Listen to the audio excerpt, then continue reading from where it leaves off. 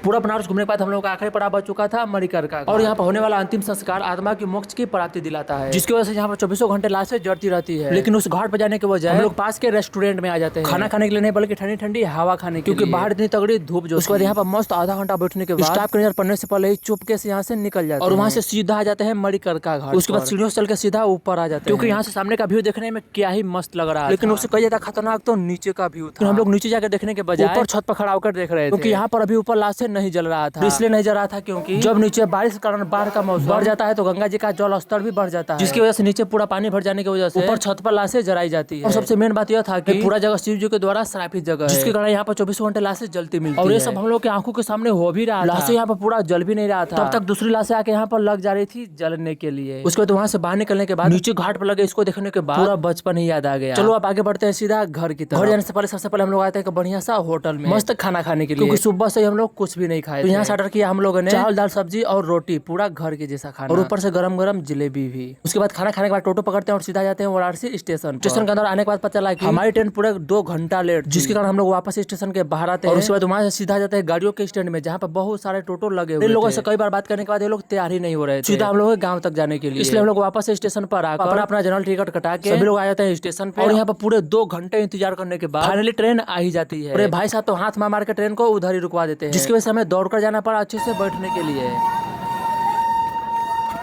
अब मैं क्या ही बोलूं भाई, खड़े होने तक का भी जगह नहीं था इसमें।